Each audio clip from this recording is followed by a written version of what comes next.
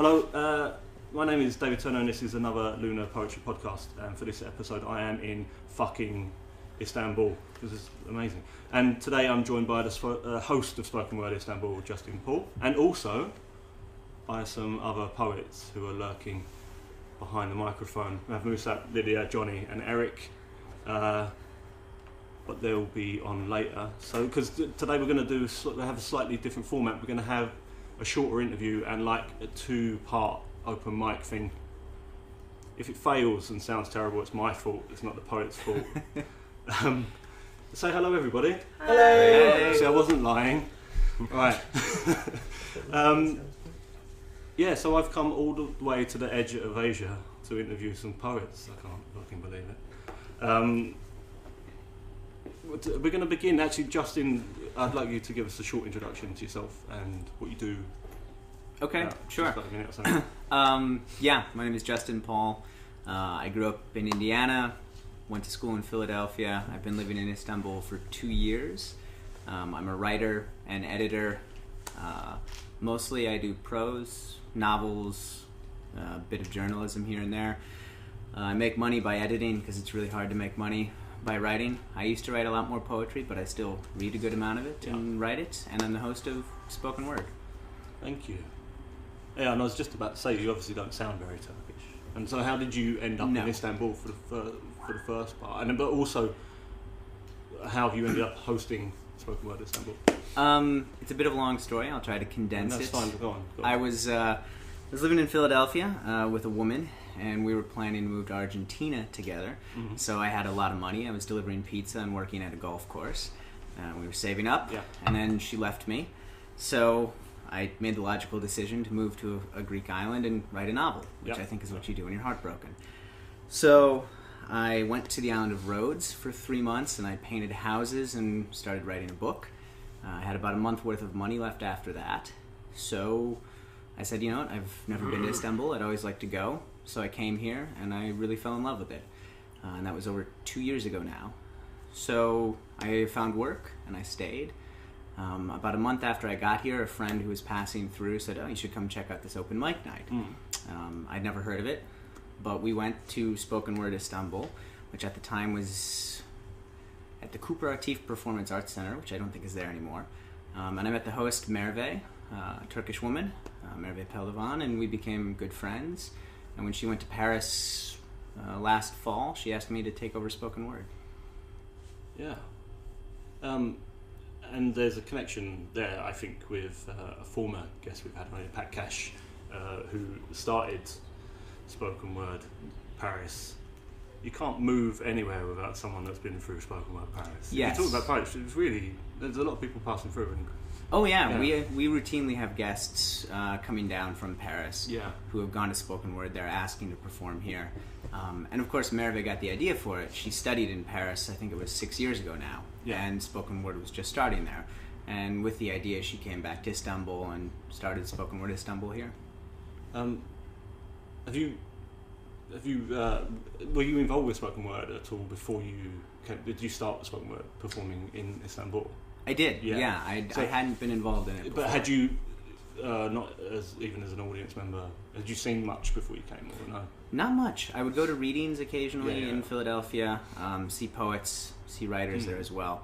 I had a very strange view of writing for a while in which I thought it wasn't very collaborative, and I thought you just kind of holed up in a room and wrote, and you do some of that. Sitting in a tower, weeping. Yeah, effectively, heartbroken and being really miserable, you know, the miserable artist. I love that. Yeah. It's really great. But it's not, and it's actually much better when it's shared with people, and you realize that it helps to get feedback and to have people who edit and tell you when you suck and tell you when it's good. And so coming here has been really revelatory for me in that sense, in that now I am involved in a community of writers, and I never had that before. Actually, that was going to be a later question. Maybe we come on to that now because you mentioned it. How critical is the scene here? Like, in terms of receiving constructive criticism from other writers or performers?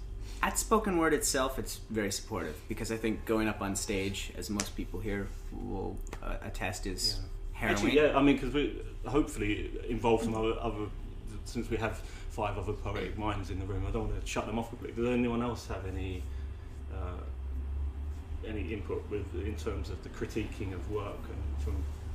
Here it's not really existent. Like Justin was saying, it's very supportive because getting up on stage in the first place is quite scary. And I think at Spoken Word Istanbul, there's also quite often there's a lot of first timers. So it's like in more than any other open mic I've been to, actually, like at Spoken Word Istanbul, there's always lots of first timers. So I think it's more about giving support than it is sort of. Yeah, I've spoken to a lot of poets in London about that fact that you have in London, you have Spoken Word London, which performs a pretty similar role, where you're applauded just for getting up, and it's sort of, I've always compare it to amateur boxing. You're applauded for getting in the ring. You don't have to be any good. You can get knocked out. It doesn't matter. You're brave enough to get up and do it. And Poetry Unplugged, which is where pretty much everybody reads for the first time, because it's, if you Google Spoken Word London or poetry open mics, that's the first result, and everyone goes to Unplugged. But I find it interesting to ask, do you feel like there's a need for a more critical space? Like, do you feel that like there should be a space you could go and be tested a bit more, be pushed on what your ideas are? I think, and Johnny, Eric and I have talked about this a lot, there are spoken word pieces, and then there's a lot of the other stuff you do. Yes, yeah. And a spoken word piece tends to be it has a lot of emotional highs. It tends to be very brief. And a lot of the stuff that I think we really value and work on, we don't perform at Spoken Word because it's not the proper venue for it. Yeah. And outside of Spoken Word, through people I've met there, like Johnny, like Eric, like some of the other writers who aren't here, I have found a very critical community. Johnny in particular is great. And if he likes something of mine, I know it's really good because he doesn't like a lot of my stuff. But I value that. Well, does that mean then that Spoken Word Istanbul is a more critical space? It's just you find the conversations after the event. You know, it might. And that's what I don't actually mean. I don't mean you should go into an event and read and people slate your poems. It maybe is just that community then is formed around the event. You know, it's not critical in the first instance. Like we said, it's very supportive. But if you choose, people will come up to you and talk to you, and maybe say this was good, or they'll encourage you. But then you make friends, and then you can meet together with those people, and then it becomes more of a smaller group of more critical individuals. So there's that extended community where we actually kind of bolster each other and push each other a bit. But in that large spoken word space, it's generally positive. But it's there if you want to search it out. And does anyone have any experience about how the spoken word scene here compares to other places? Or yeah, it's very different actually. Yeah. Like I was in the sort of Bristol spoken word scene largely, and and even in London, and I'd say London's very competitive, and it's more of a slam scene, so it is actually you are competing with each other. And plus everyone wants to be famous there. So it's definitely got I'd say that the English scene, the Bristol scene and the London scene have a far more sort of performance edge to them, and that's interesting. Like there's a lot more like in Istanbul I don't often see people who have memorized their poems, whereas like in Bristol and London that's kind of what people do people read more from the page here? Yeah, so I think it has more of a vulnerability to it because people are, you know, it feels a bit more intimate here, like people are reading so it's more of a diary, sort of a recital scene rather than it's not as performative as I'd say that. I'd say it's not as performance based, it's more recital, but well, it's good. Yeah, and I don't know, I mean, again, I wasn't intimately involved in the writing scene in Philadelphia. I was relatively young, but having friends who've been involved in it, especially in New York, San Francisco, one of the major complaints they've had is how competitive it is, you have somebody up there and the entire room is hoping that they bomb because there's this inherent competitiveness there, and everyone there is thinking, I'm better than this person, I want to succeed and have them fail.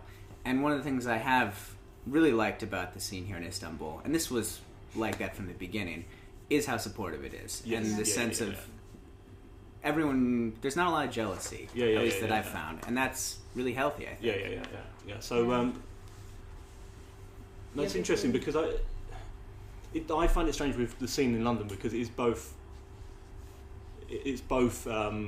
supportive and competitive in London. Yeah, people are kind of watching and like waiting and sort of. But I think because it's such a big city, there's a lot going on. You can find both of those things if you want. If you want to get involved with the slam stuff and be very competitive, you can. if you want to be more performance-based, you can. But there is also a very competitive performance scene as well, where a lot of people may hope that you bomb and that you forget what the fuck you're doing. And some people like that, and that some people thrive off of that.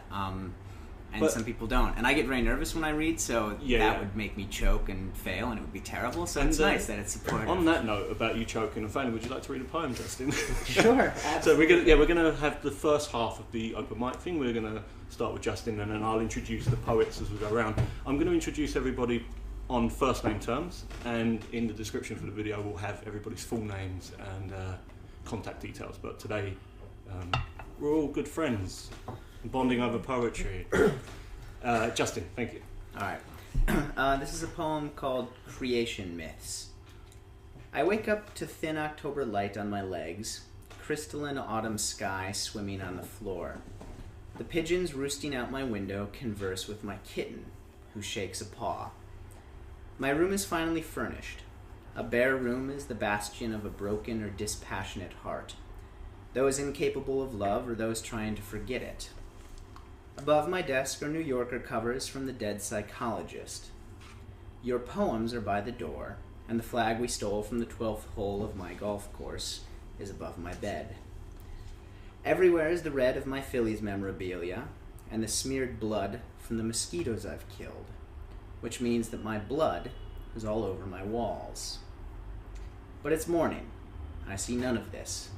It's there, I think, where I open my eyes and roll my neck. Our possessions are probably still here while we sleep and when we blink. Unless, of course, they aren't. So let's pretend, because I'm liking this train of thought, that I'm in a barren room, or better yet, no room at all. My eyes are closed. There's my body and the nothingness beyond. But before I design this world, there is you, sitting beneath the palms and the mangoes, the sun descending over the Pacific, a wind whispering down out of the mountains and tickling the stray hairs on the back of your neck. You're barefoot. The sand, which this far from the sea is mixed with sticks and soil and discarded chicken bones, is cold between your toes. Your sunburn has teased out the freckles on your cheeks. The crown of your nose is peeling. A few surfers are savoring the nearly empty beach, riding the swells created by a storm half a world away. Squalls in French Polynesia mean cold beer and lingering dusks here. Really, the waves are just ripples, mosquito wings. You've seen one of these surfers around town. He's Australian, tan. You like the way he looks at you, as if he's already seen the two of you together in bed. There are children on the beach, too. Your students, bright-eyed kids who will become bright-eyed fishermen. Down the coast, there are the lights of the beach bars, the sounds of their rousing from their afternoon siesta. You look up from your book. What are you reading these days? Woolf? Maybe Gilbert, since you're far from home. What about Pasternak? Yes, Pasternak, that's it. And you feel the mountain wind rattling in the big palm leaves. The Australian looks your way, a stomach like spring music, hips like arrows of flint, and throws up a hand. You wave. But before that, you dip your head, and here in Istanbul, feeling the ripples, I open my eyes. Thank you, Justin. And now Mosab.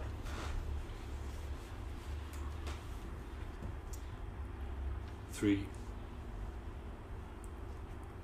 that you shouldn't open. 3 you shouldn't open. A window in a stormy day. A bottle of wine with those you don't love. And your eyes on the loved ones while they go away. I'm here since long time, under a bold tree at the entrance of the city, observing the horses coming back without their knights and pushing the water towards them as they come near. I warned them for a long time. I told them that the wolves of the forest are howling from hunger and will not leave you and will not leave any one of you if you traveled alone. They didn't listen. They said, we will not wait the fulfillment of the convoy. And then what? These are their horses coming back alone with the sloping saddles. Thank you, Mosab. And now we're going to have Lydia reading. We grew up like cracks in our parents' floorboards, the little spores you get in teapots, on different sides of fireflies and pirate ships. In different lands, one sits, sipping whiskey on the western rooftop of their world, when it was smaller. Other members didn't set traps for their luxury, sat under the chandelier of their plan, praying it would crack and shatter, filled the floor with shiny little traumas and ruptures, only to be waiting under the light bulb. Like, what did you expect? Or distract from the footprints they already left. Act like acts of God were nothing more. There are no foothills in these landlocked plateaus, these one-stop stores that don't sell food, where you can't quite see over that shelf that leads to the storeroom where they keep the dirt and the good shit. We would voyage from our corners, migrate in some ways, to change. Take our rusty skulls that are screaming to fill new heat and worlds. The poison you want, so those cells turn into razors scratching from the inside out. Leave little marks on your legs, etch into your back night after night after night, beside signs of childhood traumas and drawings we made for the good times. Cutting loose old nicknames, those phobias we had of crowds. There was no reason to scrub and to see what we carry. The same colours and pieces ooze out when we fall or hear news we don't want to. We can't say that we're alone to, that this world won't miss you. We hold it, seeping out as we move, feeding the ground so we can one day all be barefoot. There is chastity in the heart of this earth, in the ends of the cigarettes we took from the ninja, in the growth of our bodies as they twist together with strangers. We all start out that way, with lovers with nothing to say. Spoken in the tongues you don't know. I met you in another language neither of us speak, do you remember? The way we read it. It was easy. Funny how we moved to scream blasphemy into washing minds with harder throats, like, I fucking love you, man. It's not all about talking. It would be moonlight, shooting shit, bitter picnics. There is purity when we see it.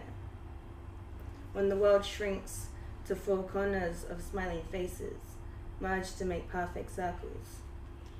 Prehistoric neighbors.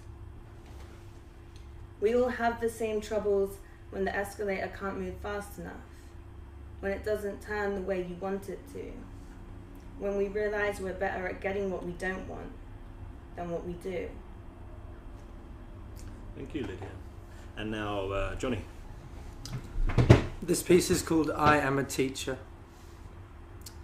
I am a teacher. It is my job to teach people to remember what I have almost forgotten. It is my responsibility to instill people with interest, curiosity, awe, and to inspire them to do what I could not, but believe I should have.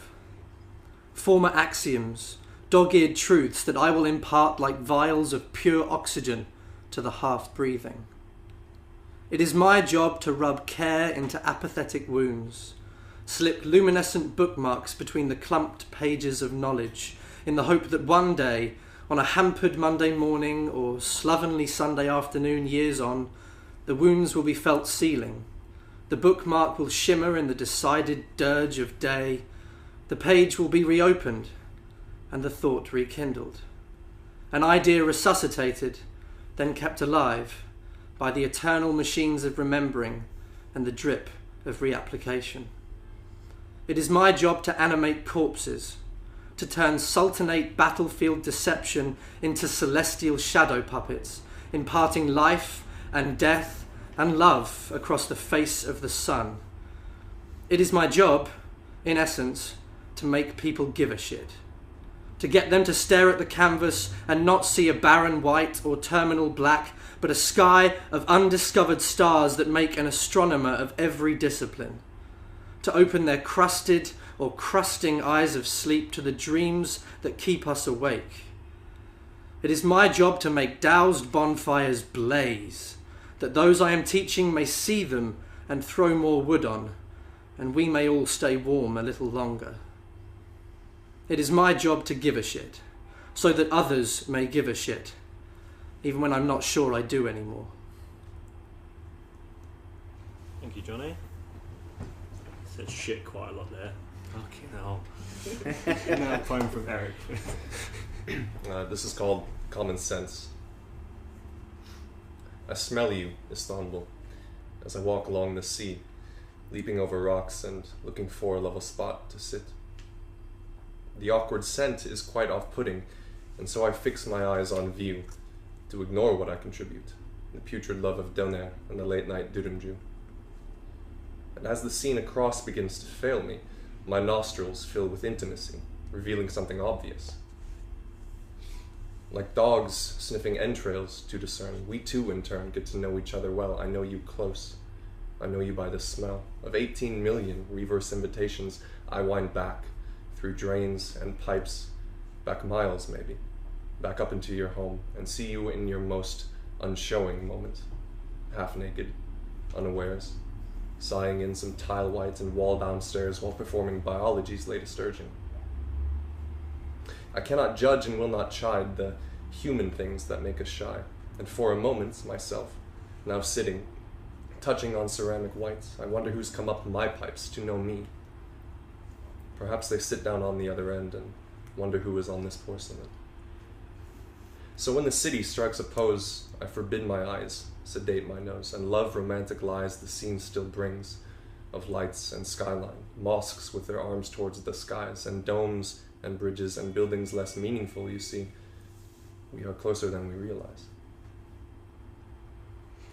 Thank you very much. Thank you, everybody. I was meant to say at the beginning, if you want to applaud afterwards, then feel free. But now it seemed really patronising if we did it now. Yeah. So let's move on from that. Poetry. Can we talk about Shit River, since you wrote a poem about it? And If you want to talk it's about... a very nice transition. Well, into actually, that. I was going to say there's... You're going to Calico tomorrow, you're going to experience smell it it. first. Yeah. Nostril. A lot of references there. Is it? Do you most of you feel now that Istanbul is almost your muse, because It's the only music. Or the opposite. The opposite. It's like an anti-muse. I was just about to say, it does feel like, I've only been here a few days, but it does feel like Istanbul wants to just destroy you. Yeah. Yeah. It does. Welcome. Yeah. We always say that the city's you're either on top of the city or it's on top of you. Apparently, what was it? Fatih Sultan Mehmet said that way before us. Yeah, what was it? In 1453, he invaded the city. Before he invaded the city, he said, either I conquer the city or it conquers me. Yeah. And I think that idea really is prevalent, and you live here and you start to feel that. It almost feels absorbing. Did we describe Istanbul as being in an abusive relationship that you can't quite leave? Yeah. Yeah, It's almost 2 years now. yeah. It's But do you find is it frustrating, or have you just come to terms with it? Is that's just the way it is? Yeah. there are days it's All really of it. frustrating. Yeah. There are days where you just want to scream and you want to be anywhere else. Yeah. And then there are days and You're riding it. Yeah, Yeah. and Amazing. you couldn't imagine anywhere else in the world being any better. Yeah. And I find there's not a lot of in between space. With That's the quite city. extreme, isn't it? It's black and white. It's really polarized. It's amazing, but it terrifies me. And not just the taxes either. Actually, I just wanted to ask a quick question again about how the scene is formed over here. And Lydia mentioned about slam poetry in London. Is there any kind of slam scene here at all? This is the only spoken word thing in the city. Yeah, In English, I know. Ah, I don't okay. know as much what's being done in Turkish, and I Yeah, know Lydia is doing work as well with the refugee center. Yeah. I don't know what events you guys are doing, but if you want to talk about that, you might Yeah. know more than me. Yeah, honestly. I mean, we're not sort of doing a regular thing, but yeah, we're doing. Well, we organised a big spoken word event. Mosab was there, and it was about. I used to teach a poetry class at a refugee-run centre for Syrian and Palestinian refugees, Yes. and we organised a spoken word night and sort of mini scene launch. We did that last week, but it was very uncompetitive. It was very much read what you want, no judgment here, no prizes. Yeah. I mean, I bought people beer, but I mean, that was. That's the only, And- the only compensation for poetry is beer. Yeah. And as far as I know, no, there's not much of Yeah. a slam scene. Actually, the few points you just made there to run neatly through that wasn't my meaning. I'm not that professional, but they run neatly into the next two questions, which were: the poetry scene here is it predominantly English, English language based? Do you think? I mean, it probably is for you guys. That's where you attend. For but- us, Although yes. spoken word allows anyone to speak in any language. It does. And we do have that. And yes, and you do have people who will perform, and not as many as before. I know when Merve was there, it was Yeah. much better with people would perform in Turkish, Yeah. Arabic, Farsi, even Yeah, French, yeah. Spanish.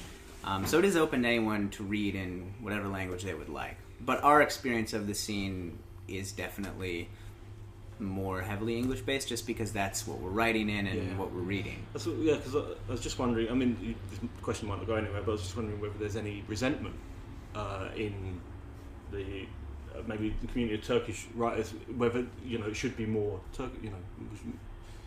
I don't think so. No. No, I've never felt It anything. was just a question that popped into my head. It isn't based on anything other than.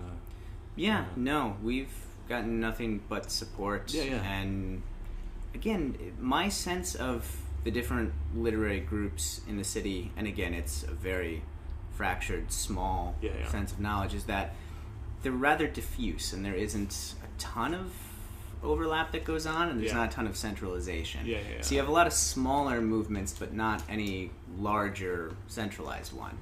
Yeah. It's cool. I maybe jumping the gun here, but there's a certain sense that artistic movements have to stay underground because they're kind of suppressed and it's not overly encouraged. So there's this sense that they're disparate for a reason. And I don't know, in that sense, when some people come to spoken word, they're sort of just amazed that they have a platform, no matter how uncompetitive or whatever. It's just a nice place to be able to. It does seem that So anything that would happen in Istanbul would be fractured anyway, because the city is just in pieces anyway. It just seems like a natural. But I also think in terms of the areas in the city where you're going to have people who are doing more artistic things tend to be relatively small. Yeah. You have here Beyoğlu, Taksim, Yeah. you have Kadıköy on the other side, and those are kind of the main districts where you're going to have artists congregating, I think. I know for as big as the city is, I often have it happen, and I'm sure you guys do too, where I'll be out in Kadıköy and I'll run into someone I know on the street, or I'll be, out in Taksim, and in fact, it's probably about 50% of the time I go out, I run into someone I know. So in terms of, the areas where people who are involved in the arts congregate in the city, it's not that big. Yeah. Okay, and then the next question was, the connection was to Lydia and talking about the programs with refugees and stuff. I was just wondering, and this is more of a long-term view, how the spoken word scene here has been affected by events in Syria, for example, and neighbouring countries. And Mosab might be the guy to talk somewhat about that. There's around 1,700,000 Syrian. 1,702,000 Syrian in here. 700,000. Yeah. So I'm one of them. Yes. There's so many Syrian writers living here in Istanbul, but most of the Syrian people who comes here to Istanbul look to Turkey as in general as a station to go to another place. Oh, okay. So, because an entry point. As example to Europe. Yes. Because they are looking for papers. I mean, passports. Yeah. Mm-hmm. In a place to live. Yeah.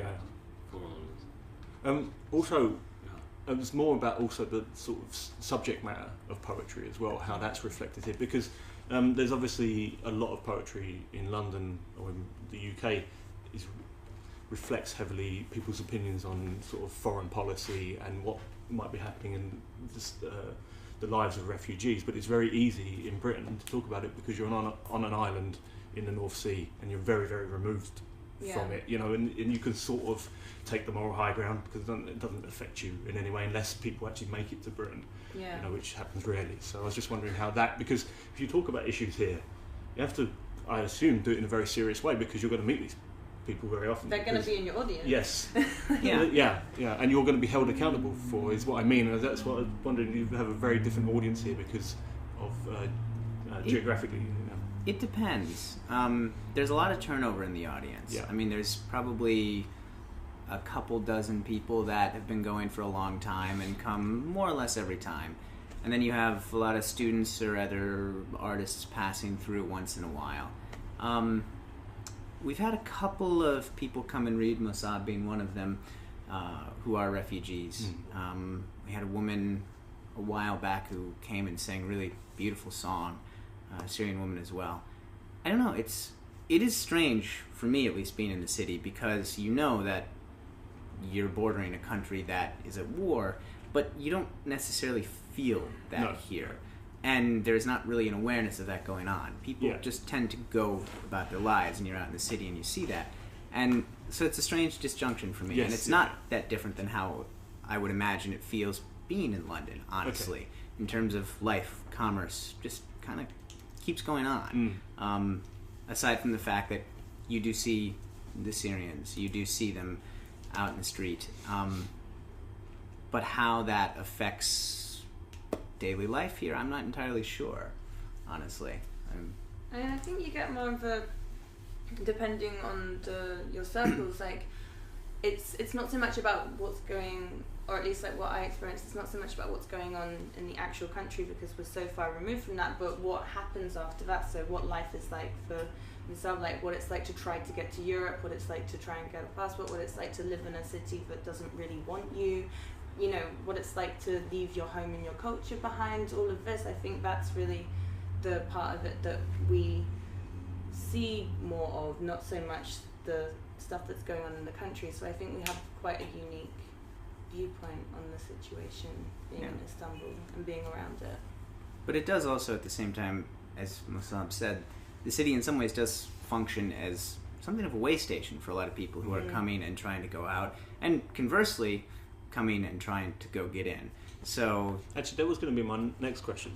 Since being here, it actually doesn't relate to poetry as much, but it's in a way it would relate to any creative process. It's a question of place and how growing up in Britain, and I mean in a purely geographical sense, I have always seen Turkey as being European as a landmass, not culturally, but as a landmass being part of Europe.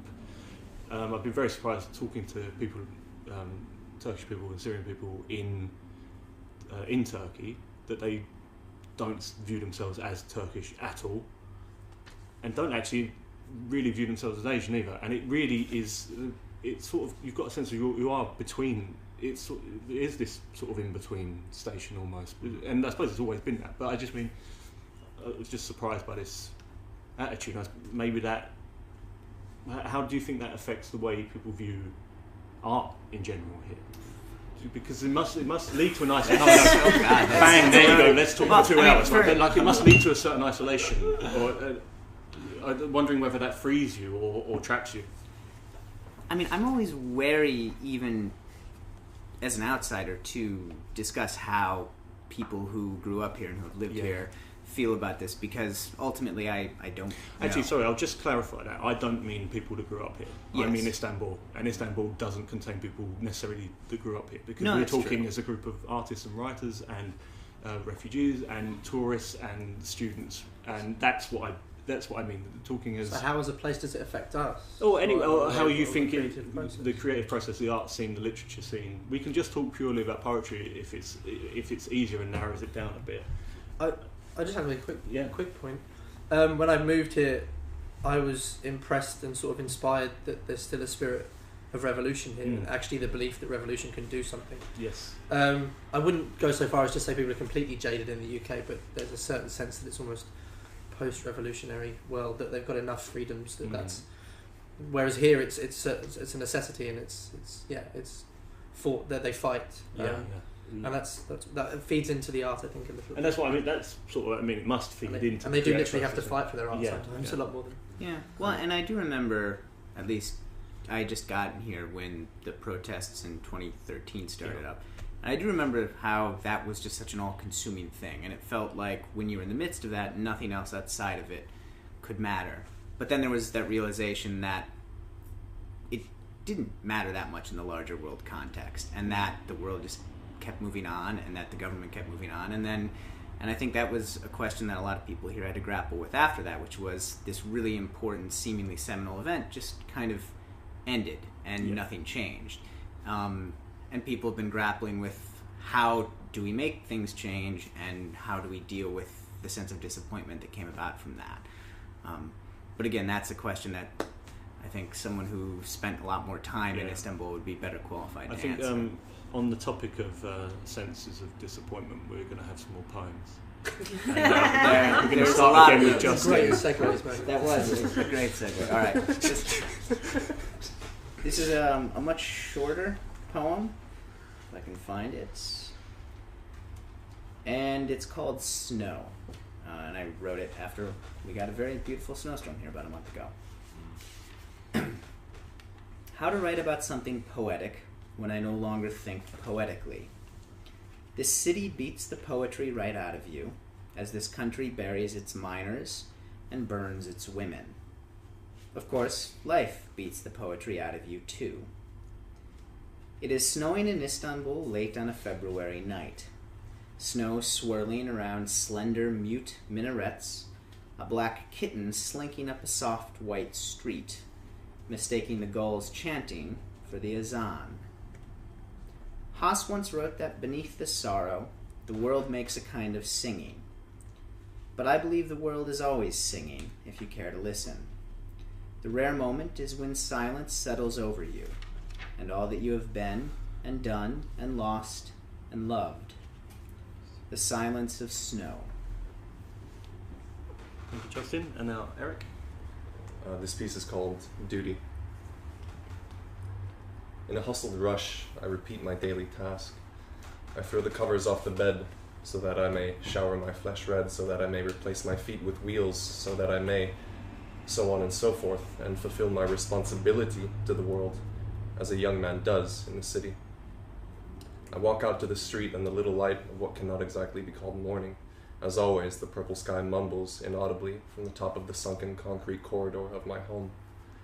Like anything else in life, the errand becomes something so cliché that it can only be real. At that hour, there are few mobile things to tell you they've broken their night's peace to movement, but there are a few, myself unwilling among them.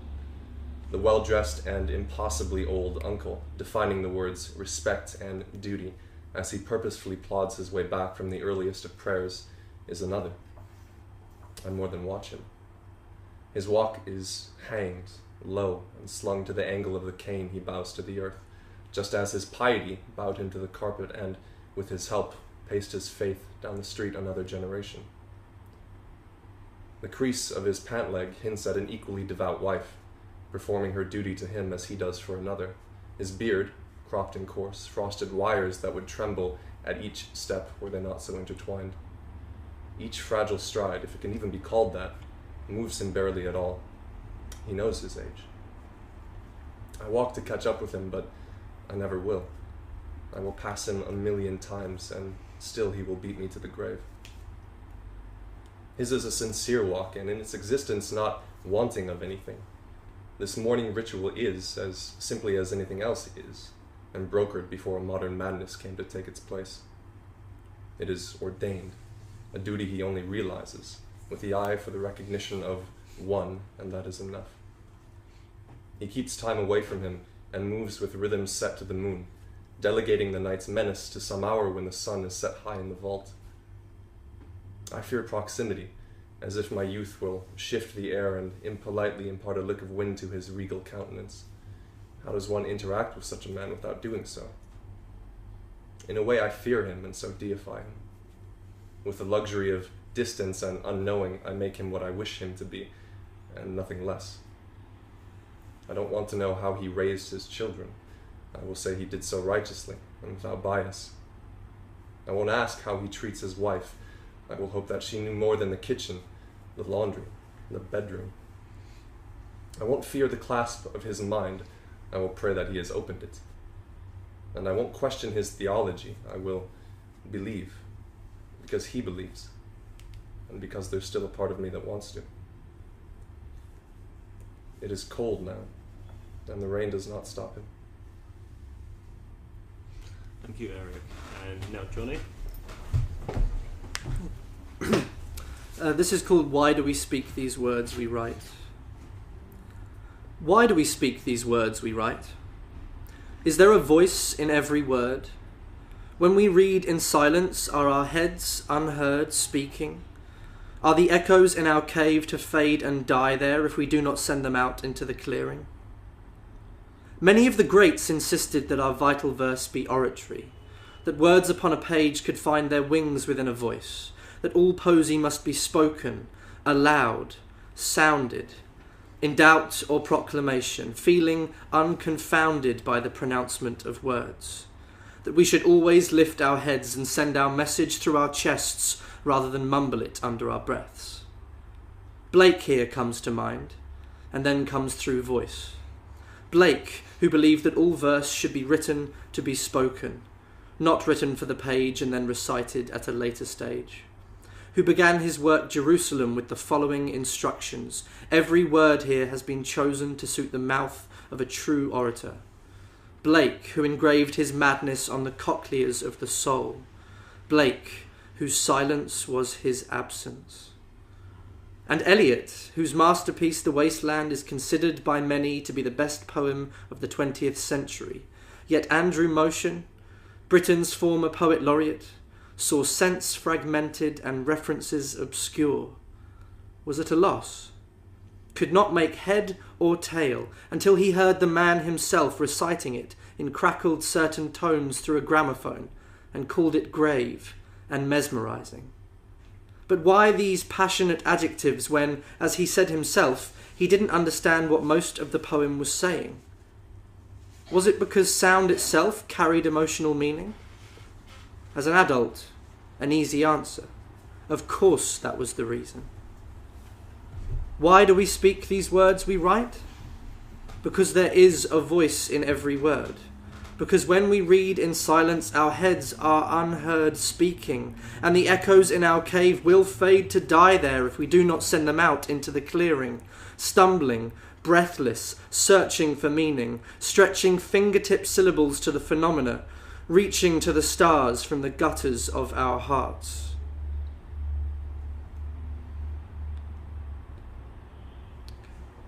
This is called the crux. To observe how youth undoes us, how the supple lips at rest are always pouting to attention, to entice us with their earliness. Only time has yet to get them. Time has only yet to get them. The body still an ember. Time's breeze has not yet fanned them into flames to burn and disappear. To hang the crux of this, your life, on a tight, pert piece of flesh. Such an essence, but a mess if prayed and laid upon to sleep the fickle hours through. Love finds its space in time and age's hue. And if love is not your aim, then lay you will, and awe and pleasure shall be your fill, but love beyond you. Thank you, Johnny. And now, Lydia. It would all be the same. How we love our hats, homes, children. But is it wrong to love a volcano, a statue, or a symbol? Would it make you sick? Or would you be happy, knowing we loved what we did? Thank you very much. And finally, Mosab. And this is one point we were talking about home. Yes, about home. Yeah. There is a dove in the neighborhood. I hear it cooing every morning in the attic and falling like thunder on the dry bread crumbs at the yard and the skylight. I always stared at her behind the window till she's gone without warning.